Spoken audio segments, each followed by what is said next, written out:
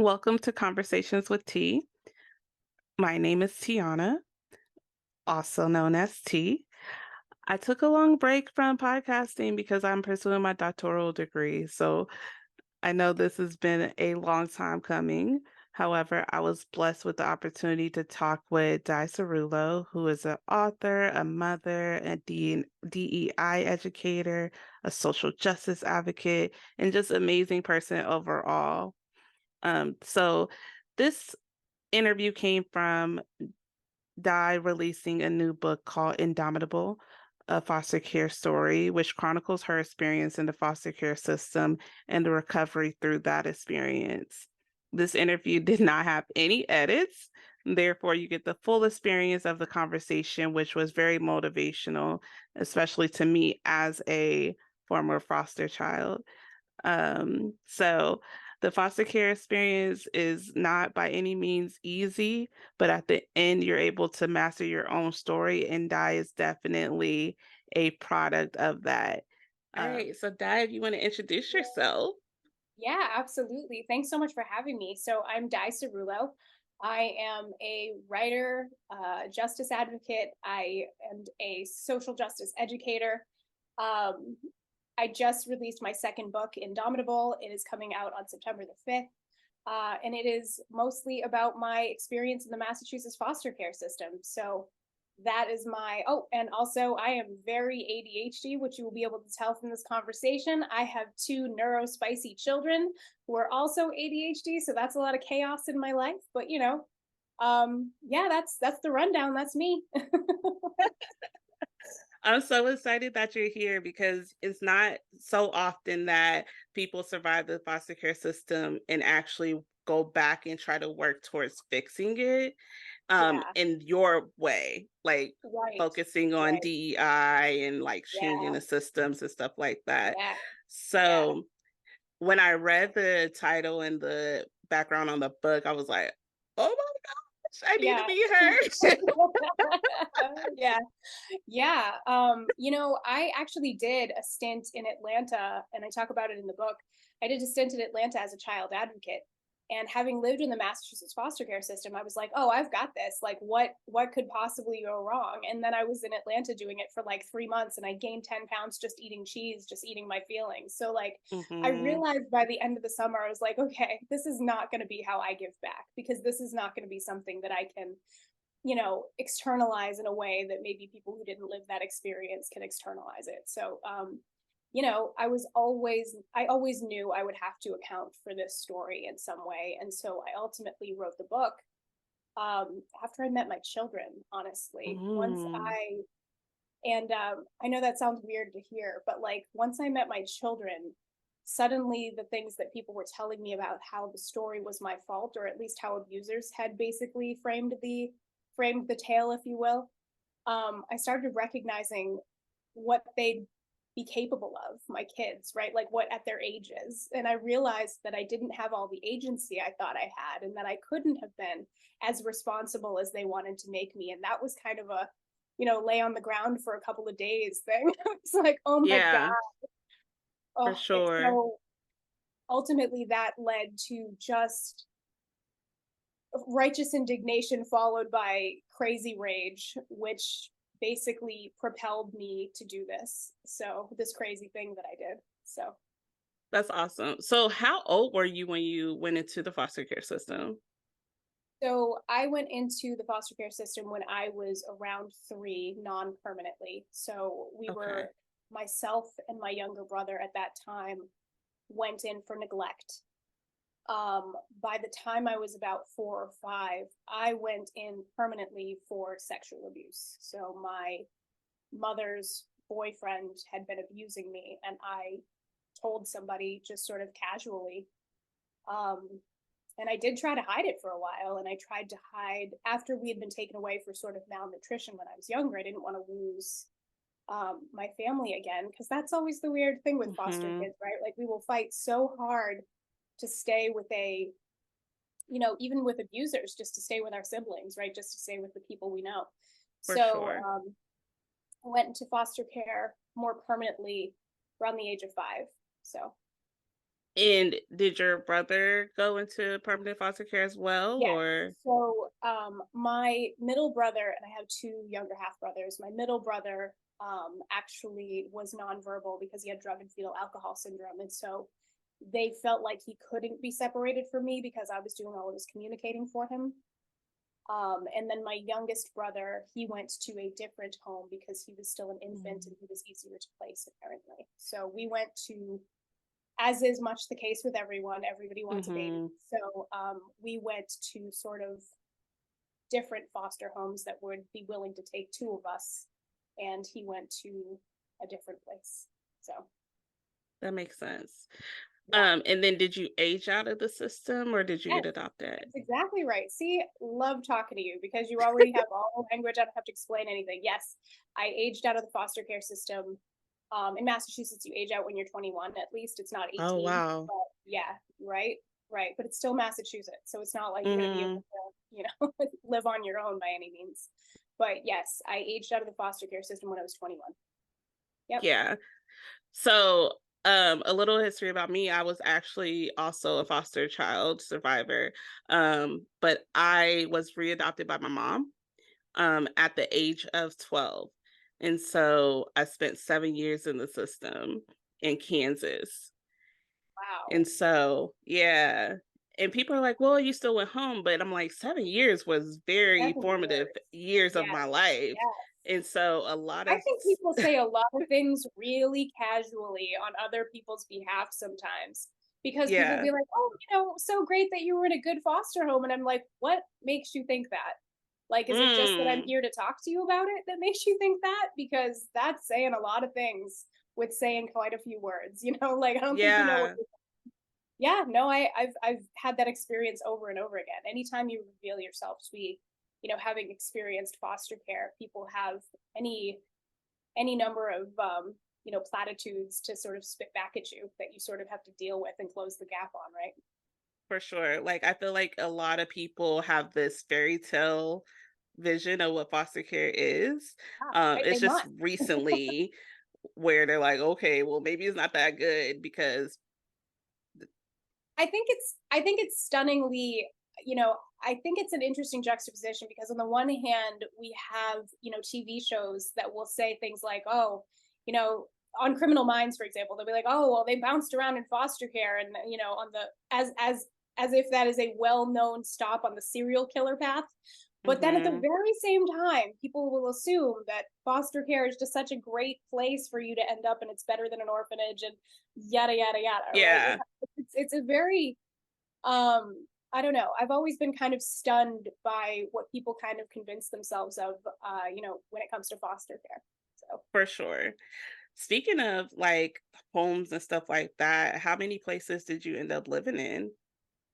so we lived in God. So we had a lot of shorter term care placements. The younger we were, when we got to be about 6, I lived he and I, my brother and I, lived in a trailer for a while that was eventually closed down because the sexual abuse was so egregious that it actually made Oh, the wow. newspaper. So finally, one of the verbal children was able to sort of talk about what was going on there, and they shut the home down. After that, I went to a more long term situation with like a narcissistic foster mother who was an abuser, but I was so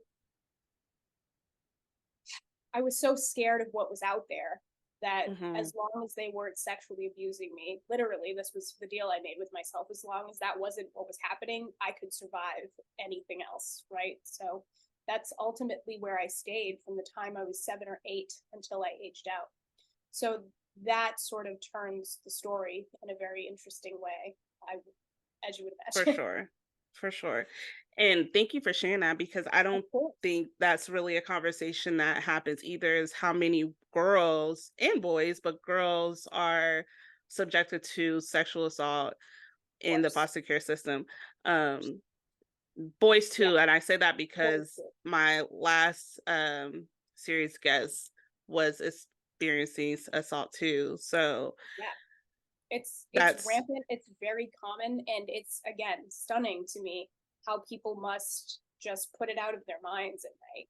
Like they mhm, must know it because one of those things that they say in TV shows, but then at the very same time, they aren't really willing to make that next logical leap about how one might survive something like that. So I Hmm. think you don't hear this conversation very often, is what I will For say. I don't sure. hear people talking about foster care very often. Um, and I think that that's a very I think it's unfair. I think it's unfair to put it on the shoulders of the people who have to deal with it. I think it's unfair to put it on the shoulders of people who have to survive it. And I think it's unfair because if we're honest, I think we as adults, we as people often sort of put that off onto those kids, right? It's always been my experience that people sort of half believe I must have been sort of responsible for my own circumstances in the same way that, when a person is raped, we'll say, like, oh, well, what was she wearing? Or what was Hmm. she doing? Or where was she? Or, you know what I mean? We'll look to sort of seek out that bad actor because we don't like situations as humans where bad things could just happen, right? So we need the victim of those things to be at least a little bit also at fault so that it can't happen to just anyone. So I think that's a circumstance and that's a narrative that we don't talk about, but we often believe as people. For sure. I agree 100%.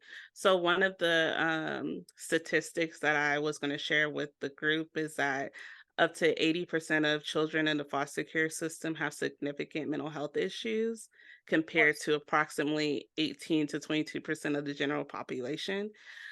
How do you feel like your experience has played a part in your mental health, and how do you feel like you've been able to transition through that? Right. So, God, I guess the best way to answer that question is to say that being in foster care, being taken from your home is incredibly destabilizing. And that is the nicest way that I could put that. It is so if you imagine if you are the type of person that maybe had a mother that didn't talk to you kindly or didn't, you had potentially an abusive dad or somebody, verbally abusive, physically abusive. Imagine the worst case scenario where you've been taken from everything you know, and now it is strangers doing that. And basically, the larger society is creating a narrative where you are responsible for that, where you are deserving of that, where you are unworthy of anything else. Think about how that might impact your mental health. Think about how that might impact your ability to be continuously re-victimized by other sorts of predators or abusers, right? So I would Mhm. say that foster care didn't just destabilize me down to my very humanness. It also created a cycle where I would continue to be in situations and relationships that were abusive, much to the like until I got to the place where I realized I could drive my own life, right? Until I realized I could take the power back and be responsible. And I am a Mhm. huge advocate for therapy as a result of that, because the only reason I am here today is because of my ability to get help and get therapy and then find those resources. Because if I couldn't do that, I wouldn't be here. It's just as simple as that. No, all so many of us just don't make it. I waited so long Mhm. for anybody else to tell this story. I wanted anybody to come out and tell even half of my story and have me relate to it and be like, okay, well, that's handled. But it just doesn't happen because they don't survive. We don't Right. survive the system. And that's why, I mean, you look at someone like me, you look at someone like T, you must think to yourself, oh my God, it must be so easy to get out. Look at what we have to be. Look at what we have to look like. Look at what we have to be Mhm. capable of in order to survive. It's incredible. Um, so I would say if I wasn't able to get help, if I wasn't able to build community, if I wasn't able to, you know, um, make relationships, I wouldn't be alive today. It's just that. Absolutely. What do you feel like, for you was your "I need help," like, this if I don't do something different, then it's not gonna end well? So this is a ridiculous story, but this is a true story that actually happened. So I had been kicked out. I was in foster care with the same family. as I said, the foster mother was a narcissist. She was like all manner of abusive. And she constantly put me on this like, rat race or like gerbil wheel basically of earn my love, earn this spot that I will never give you. You aren't worthy of it Mhm. unless you earn it. So I was doing everything I could think of to earn her love, doing everything she wanted, being whoever she wanted, trying to turn myself into a pretzel to be this thing that she would love or accept. And when I turned 21, magically, she just kicked me out and I was homeless. And I thought after all of this time, the thing that was the I had never told on her. I had never, you know what I mean? I had never Mhm. said what was going on with me. And I felt like at the very least it meant that I wouldn't ever be alone in the world, right? But of course, she wasn't getting paid for me anymore and very suddenly I have nowhere to live. Yeah. And with narcissists, they're very adept at sort of controlling all the relationships in your life and keeping you alone and sort of telling you the only story and kind of controlling your reality. So, which is why a lot of times you will see that people won't leave their abusers that happen to be narcissists. They won't think there's Right. anywhere they can go. They'll think that they deserve that, right? So I get kicked out. I have nowhere to go. I'm homeless. I have friends living in Atlanta at the time, and they're like, "Di, just move down here. It's so much, it's so much cheaper. It's so much better. It's warmer. Why wouldn't you just try it?" So I move across the country with my laundry basket full of all of my worldly possessions, and I move to Atlanta and I start over. And I am listening to the radio at the time that I'm driving to like one of my first little girl jobs. And Tyler Perry calls into the Burt Show. I don't know if you know Atlanta at all. But, Yes. so Tyler Perry calls into the Burt Show because Burt is having a conversation about his mother and her mental health crises and Mhm. how she couldn't love him, how it wasn't possible, how it wasn't his fault. He was going on and on about everything he had learned in therapy. And then Tyler Perry, the Tyler Perry, calls in, and I'm sitting there like, I'm pulled over on the side of the road just bawling. And he's like, don't, don't stay up late at night worrying about the things that people have done to you because they are not losing a minute of sleep over it. Don't let them control your life in that way. Don't let them take what you have left. Start over, start fresh, keep living, survive. That is the best revenge that you can have in any Mhm. situation, surviving it, right? And I'm just sitting there and I'm like, yep, that's what we're doing now. We're going to survive. So it's absolutely like, I can't say why I was there or why I heard that story or why whatever, but people who they gave me a path to follow. You know what I mean? They were like, For sure. we survived this too, and you can make it because you can't if you don't see anybody who's been through what you've been through. One of the things we do as kids in foster care is we'll look at people, with their self help books and their coaching and all of that stuff. We'll be like, oh, like who do you work with? Oh, somebody who, whatever, tripped and fell down one day and it was, you know what I mean? And you're like, oh, Mhm. okay. Well, it's definitely not my level of problems. So I will go Right. ahead and just excuse myself. But these were people who had been where I'd been and had those madre wounds, those deep mother wounds and had survived them. So it gave me a path. It gave me something to strive to. For sure. For me, I think that moment was because like I said, I went home at Yeah. 12, but throughout my journey, I had a lot of foster siblings. And Right. I would say more than half of them didn't really make it out of foster care in a good No. space.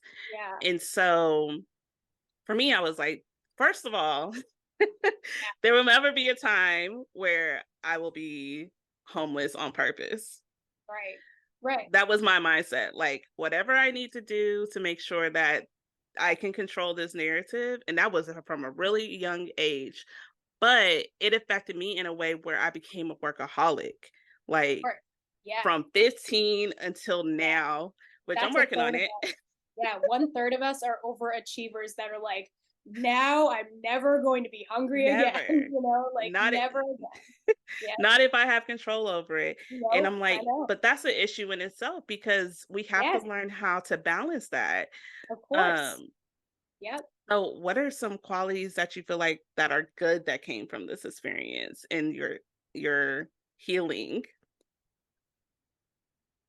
You know what? I think the thing that is the most important when you go through something like this is it sort of level sets your life, right? Mhm. You realize that there are things, I think people kind of go through life with a lot of fears and they don't take risks and they don't try for things because they're afraid of failing.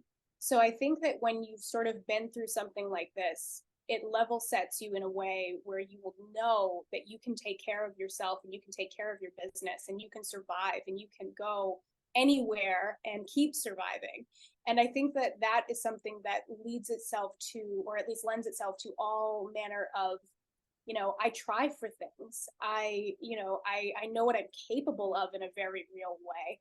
So I think Mhm. that that was a positive thing that came from a very negative situation. But I think that, like, yeah, I would say that I know what I'm capable of. I know what I can survive. I know that I'll never starve again. I know that nobody will ever hit me again. You know what I mean? Like, Yeah, um, you know, so I love that. yeah. Is there a fear that you still have, like, that you're still fighting that came from your foster care experience?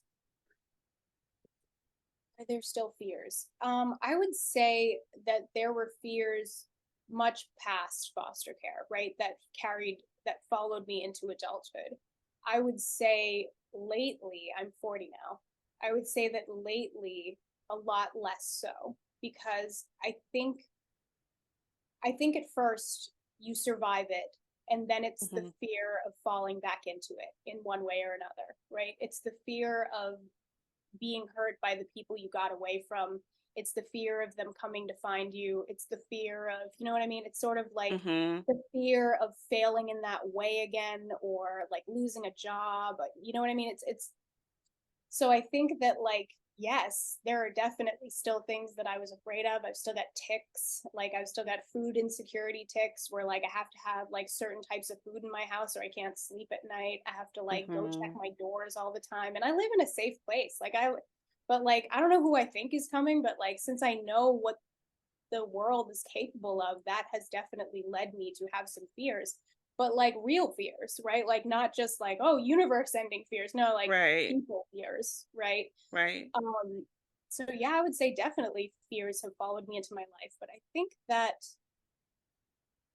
that now, as I'm older, they are more realistic fears. They are less all-encompassing fears. They are less like constant generalized anxiety and more like, oh, okay, well, if that happens, this is how I'll deal with it. You have that Mhm. conversation with yourself where you're like, okay, or you're having like pretend conversations if you've run into somebody that you've like been afraid of your whole life. Now Yeah. I'm like, "Oh, I Yeah. wish you would." Like, like, "Oh, she better not. She better see me and run." There's no little girl here anymore.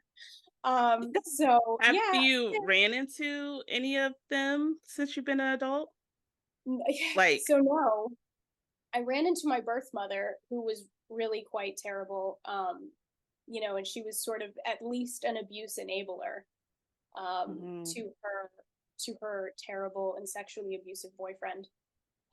Back when I was a child. And I ran into her and I was with my mother in law, so my partner's mother. And she could tell we were at the grocery store, right? And I saw her and I was with my children, and my mother in law was basically like, "It is go time. Who is this woman?" And I'm just like, she Right. could tell from like my body language. She was like, "Okay, what? I need to eat someone. Let's go." And I was just like, no, this is okay. And you see them and they're more afraid of you than you are of them. And I Mhm. think that that is the funniest part of all of this, that they are cowards at their core. Because like when you're a child, they seem huge and they're, Mhm. you know, enormous and screaming. But imagine yourself as an adult. Are you going to scream at a kid? No, of course not. You're a grown ass Exactly. person.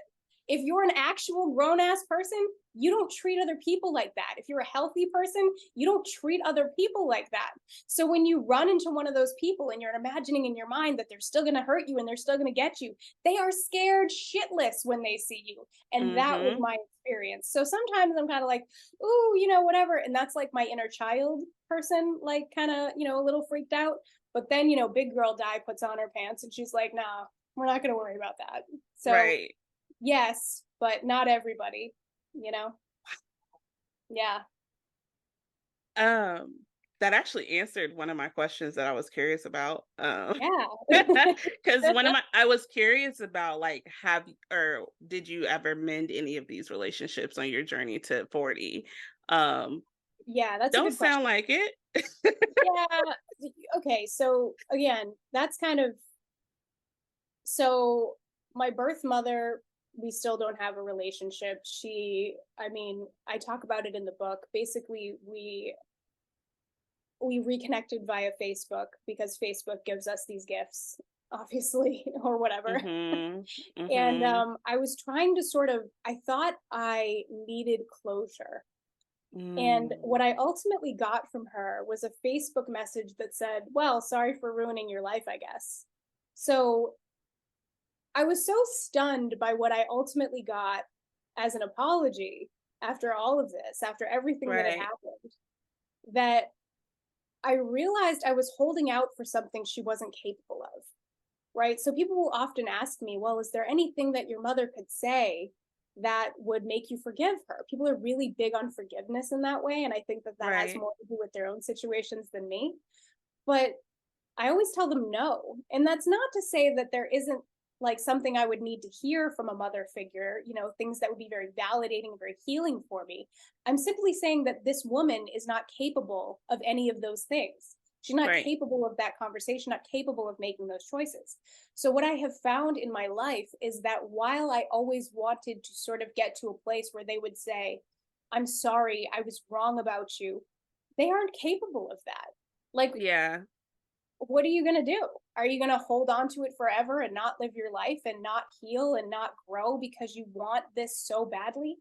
I have had that happen in smaller situations. I had like an ex-boyfriend one time where his parents didn't value me. They thought I was unworthy of him, all of these things. And I finally earned their respect, right? Like I finally got to a Yeah. place where they thought I was worthy of him, or at least that they were willing to tolerate me. And I realized that they were crap. You know what I mean? Like I was like, Mhm. damn it. Like, like you're just like, you finally get to that place and it's worthless. You Right. realize that it's been worthless all of this time. So, I mean, no, I haven't really healed those relationships, but that's because it's not really possible? Right. And that's what I always tell my clients is when you're looking for closure, what is your Yeah. expectation of it? Because I think that Yeah. we go into these conversations with the expectation for this apology, but what if Yeah. that's not a place where they're at? Although No. you're there, Yeah. are they there? And so I always tell my clients to not go into these conversations if you're going to have them with the expectation that they're going to give you what you want. Like Just closure go into it with conversations should be, yeah.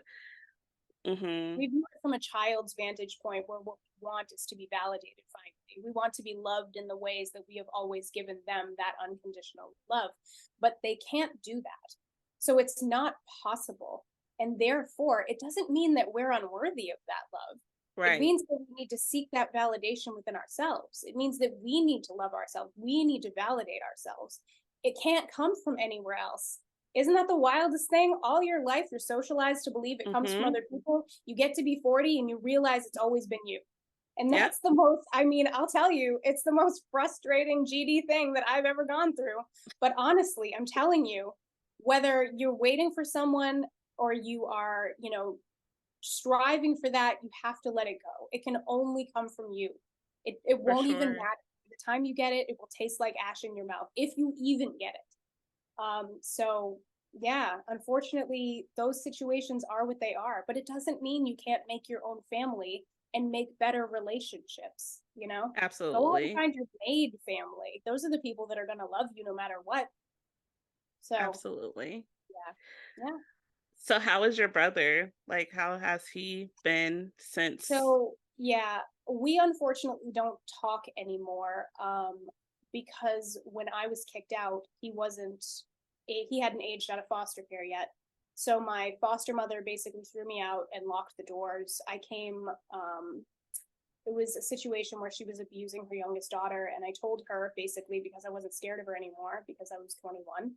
I told her that if she didn't stop, I was going to call the police. And abusers do not like when you threaten to call the police. So she Mhm. threw me out the door, locked all the doors, and even my brother, my actual brother, who had been protecting for all of his life, Right. didn't care, didn't let me in, and went along with her. And a year later, because he was only 11 months younger than me, he had the same suspicious timing when he got thrown out of the house. Mhm. And again, she made it seem as if I had done something and then he had done something, and then, but nobody ever questioned her, right? Because, that's the thing with narcissists. Right. So no, I don't speak to him anymore. I'm sure he's got his own family now, and they tell themselves that I am ashamed of them and that I am just so up on my high horse that I'm ashamed of them, and that's why they don't have a relationship with me. And I think that's the funniest thing, because people tell on themselves, right? People Right. tell, you know what I mean? Whatever story they tell themselves is basically about them. It has nothing to do with me. So even if I tried to disprove that, even if I tried to call them and say, this isn't what this is about, what would my goal in that interaction be? You know? Mhm. What would be Mhm. my goal for that? So Right. And unfortunately, I feel that's wrong unfortunately, now. yeah, and unfortunately the system does that, right? Like this, Oh even though yeah. they try so hard to keep everybody together, we got to keep the kids together, it really does break you apart because everybody deals with this differently. It really does. Yeah. I mean, there's the first thing that they're always saying, oh, we got to keep everybody together. And then they don't have the resources to do that. So you get separated Mhm. in one way or another. And then you go through a stage, usually in your late teens or your 20s, where you're trying to normalize everything and just trying to make a relationship just so you have somebody in the world. And you realize it's the worst relationship you have. You Right. realize it, and it's heartbreaking. It's heartbreaking that you would have had a different relationship had it not been foster care, but because it's foster care, that's gone. There's no way to go backward and say, and reestablish that we're family. There's no way to, Mhm. what I mean? And it definitely breaks my heart, but there's nothing for it really, unfortunately. So maybe So someday. what, maybe someday. Maybe someday. So what would you tell your younger self? Oh, good. So what would I tell my younger self? I would tell her it's not her fault. I would tell her that they are lying to her about everything. I would say, this isn't your fault. They're lying to you about all of these things. Mhm. Validation comes from yourself. You are awesome. They're afraid of you. Like, because they're going to stay small. Don't stay small. Don't be willing to stay in somebody else's box just because they're willing Mhm. to accept you, because that's not what you're here to do, boo. I'd be like, be the biggest you can be, because you are, I mean, I went through so many versions of going through other living in other people's boxes, right? Like living in, oh, some date some guy that's like, oh, this is who you are and you'll be this for me. And it Mhm. was really like, you get older and you're just like, you outgrow these boxes and outgrow these boxes, and that's always been the point. No, Yeah, you cannot be in boxes. You can't be the thing that you aren't to please other people, because you will always outgrow that. You know what I for mean? You sure. just let it go. You're already who you need to be. It's already in you. That's what I would tell me. I love that. Few more questions. Yeah, please. So, what are some techniques that you use to heal yourself? I know you said therapy, but what were Therapy. some other techniques? Ooh, so nobody's gonna like this, but I'm gonna amplify journaling for you. I'm gonna say, write down your own story. I'm going to say, write down your own story, not like somebody else is going to read it, but write it down the way you remember it. So take the biggest chunks of it first and then start laying it out chronologically. Because here's what's going to happen: Mhm. you're going to realize that certain things were happening alongside other things that you did not realize were happening at the same time. And then those things are going to start building on other things and other realizations. And those are the things that you are going to find healing in. Because it's not just, like I said, I started to find healing when I had my own children and realized I did not have the agency to have taken the blame for things that people were blaming me for. But in fact, I realized that things were happening at the same time that I would not have had the agency to control, that I would not have been able to have any impact on. And those were the things that, like, you have this dual consciousness that you are willing to take the blame for those things. You have so much shame that you're carrying around because you think those things are your fault, because abusers tell you that it's your fault. Yeah. So I would say do the bravest thing and write the story down. Write it down the way that you remember it. Doesn't have to be good. Write it down, just point of view, everything that you remember. It's a really good exercise for externalizing it out of your body and taking the story out of your body and not having to lie awake at night, obsessively remembering it and obsessively scorekeeping. Because us foster kids were so afraid to forget part of the story because it's our identity. We've lost so much more. We've lost so much about everything about who we are that the Mhm. story sort of becomes your identity. So I would say to you, write it down. Not just journaling, not just talking about your feelings, write the story down and then see where you are. I would say Mhm. that is really one of the most important things, one of those healing things that I have done. The way I'm still not great at my self-talk. Sometimes I'll do something stupid and I'm like, "Oh, die, that was dumb." So like those are the things I'm working on. Don't just journal, write the story and Mhm. journal. Like do a daily journal, but write the story as well. So, as I say, I'm still working on my eating habits, which are still really bad because I have food trauma. Mhm. Um, so I will like eat too much sugar. I will, we're like we all do. I'll eat all my favorite Yes. foods now that nobody can take anything away from me. I'll eat all my favorite foods, and really, I should be eating like a grown up. Yes. Not just eating Captain Crunch once a day and calling that food. So yeah, I would say that I'm working on my own stuff too, but those are some of the biggest things you can do. Your self-care is important, and what I mean by self-care isn't just your baths or your massages, but you're feeding yourself, making sure you're drinking your water, making sure Mhm. you're bathing regularly. All of those things are really hard for us, and those are very basic things for human beings and adults. But I think that people don't realize once you've had your sort of milestones disrupted, those things take energy. Those things are conscious things that we do as adults. So I think that all of those things need to go into your healing. But yeah, Mhm. write your story down and get real with yourself about what's really going on and stop taking blame for it, stop taking shame for it, and notice and do know deeply in your heart that they want you to carry the blame for those things because they don't want to, right? For Okay. sure. And I would even add to that to identify what is taking your energy, because I Yeah, think a lot of times we're just expending and spending, spending, like putting our time here, putting our time there, but we don't really know what is exactly draining us. Like, what is it? Um, so I think yeah, that's a great absolutely. A lot of us run around trying to catch every butterfly, right? Trying to be everything mhm. and trying to do everything and burning ourselves out because we're afraid that we'll lose the opportunity, right? We'll lose an opportunity that's going to be for us. But I'll tell you the truth, something's for you, it's for you, right? It's going to come to you no Absolutely. matter what.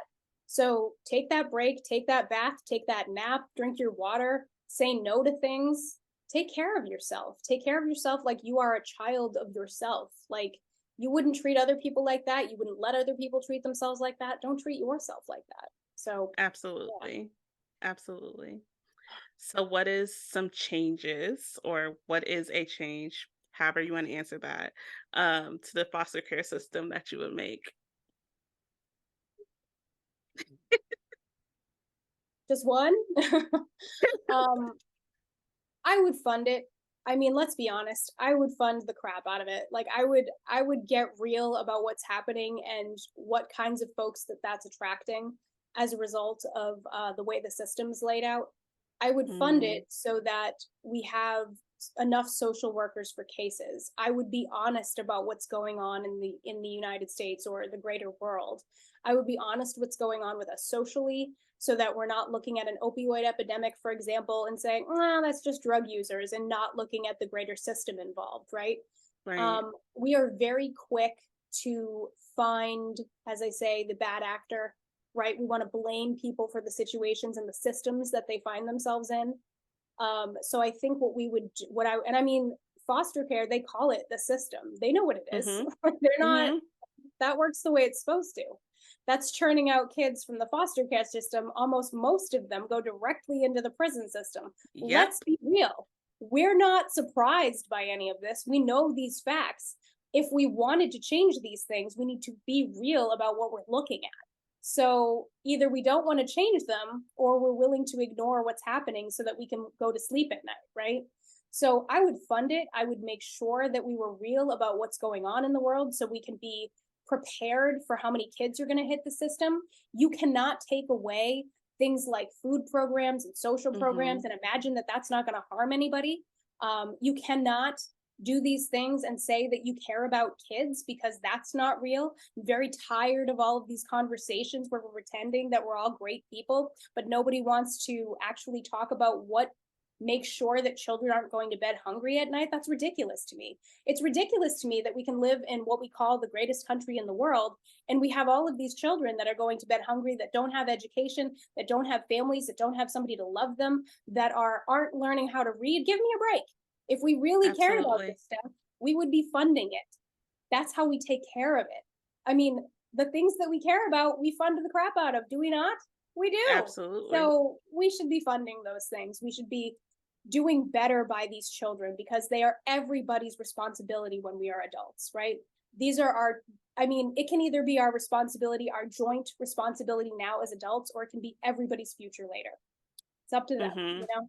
So, I'm curious, and I don't know if you were able like, if you reflect back now, if you can remember a difference or not, but I definitely do. In Kansas, when they privatized foster care, I mm, definitely noticed a difference between my experience prior to and my experience after. Do you remember the difference, like, now that we know kind of the time frame? yeah. So I started off in a more private agency that wasn't state care. Um, how do I remember that being sort of very just sort of standard of care? Mhm. Didn't have to report to anybody necessarily, didn't have guidelines that they necessarily had to deal with. They were just kind of being paid to be, paid agencies of the state, if you will. And then when I went into actual state funded services, it was much largely, um, I would say that they had more rules, more regulations, more things, Mhm. more checking that they had to do and stuff like that in order to be funded, which I think is interesting. So I think people talk about privatizing these things, but they don't understand what private is intended to do. It's intended to make money. Like, Right. it's intended to make money. Are you kidding me? If you Right. privatize foster care, you're ending up with all of these people that are in care trying to pinch pennies, trying to make a profit off of these things. And you're going to have the same system that you have with privatized prison systems. And we know Mhm. that's going great for everybody, right? So, I mean, geez, no, I think, yes, I have noticed a difference. And that was that state care actually had more regulations and took and felt more responsibility towards the kids that they were caring for. And that's just one girl's Right. opinion. So, Right. Right. what do I Um, know? all right, last question. Yeah. What advice do you have for one, foster parents who are taking in Yeah. foster children, and then hmm two, children living in the foster care system right now? So the question that I get the most from foster parents is how to acclimatize children to your families. I would say that that is not the right question. I would say that what you need to do is more or less figure out the type of child you have and acclimatize your family to the child. Because the Mhm. child doesn't have the capacity to fill those gaps in the same way that potentially a parent would. So I think it's important that if you really care about these children, it's the same thing with any parenting, right? You can't just parent for the child you want, you have to parent for the child you have. And you Right. cannot use that against the child if it's not the kind that you wanted. That's ridiculous. So Right. imagining that you're going to have good outcomes by parenting for the child you wish you had, that's not really what we're in here to do. So I would say be more self-aware than that, be more cognizant of what these children have potentially gone through, be aware of what types of milestones they might not have been able to hit in the same way, and don't put the blame for things they aren't doing the way that you expect on them and make them feel bad for not being as normal as you need them to be, right? So I would say, as a foster parent, your job is to love. That's it. Mhm. Love, support, offer stability. That's it. Your job is not to turn a child who is one thing into something else. And if you're in there for that, or you're in there for the money, there are a lot of other things that you can do except, besides that. For I would sure. say, if you are a foster child hearing my words, listen, I love you. You are going to survive this. You're going to make it, and it gets better. It gets better after you survive it. Keep your head down, keep going, keep trying, keep living, keep fighting. Every single day that you wake up is a blessing. Every single day that you get to try again, don't quit, don't end it. It always looks better in the morning. Okay. So I want you, if you need me, to reach out to me. I will find ways to help, even if it's just to listen. Don't give up. Okay. Don't give up, because listen to me, it gets better. Look at me, it gets better. Okay. Don't give up. Okay. That's what I would say. I agree. If you need any both of us, Yeah. Reach out to reach me if you're out. hurting, if you're trying and you can't get heard. God, trust me when I tell you that nobody can get me to shut up. So please, if you need help, just reach out. Okay. I got you. Mhm. We're all in this for each other. Okay. We're a community of people. We're a community of survivors. I'm here. All right. That's what I would say. Thank you, Di. Tell everybody how they can reach you and about your book. I'm so Yes, excited about it. yes. No. Okay. So my book is called Indomitable, a foster care story. And in it, I sort of talk about all the things I went through, and all sort of the lessons that I learned. I would say that I talk about all of the things that I want humans to learn as they go through those stories. And I will tell you something, T, since you went through foster care, I think you're going to be fascinated. The feedback that I'm getting from people the most, even people that didn't go through foster care, even, quote unquote normal people, is how relatable the stories are. So people are coming back Mm, to me and saying, "Oh my God, Di, it was like you were living in my house with me." And that was fascinating to me, because I don't think people realize, because they're only reporting that to me, right? They're not talking to each other in right. their communities about that. So I almost want the next book to be like, you are all dealing with the same shame and trauma. Like, just talk to each other Exactly. about it. So that is what the book is about. The book is about what we can all learn and how we can all overcome each of these obstacles that I present in the story. It ends in a great way. It ends in a powerful way. It ends in a salty, sassy way, as you would expect. So that's my book. And if you want to reach out to me, you can find me on my website, which is diciruolo.com, which is DICIRUOLO.com. I'm on all the socials except Twitter lately, because that's become a cesspool. But I'm on Threads, but find me on everything. My messiest social is TikTok, so don't find me there, because I am my messiest on TikTok, like everyone. But yeah, find me. Come find me, talk to me, follow me. Let's chat about this. Thank you so much, Di. Absolutely. Thank you for having me. It's always so great to talk to other people who, have lived that life and experienced that experience. It makes you feel less like an alien. So thank you for sharing. For sure. Thank you.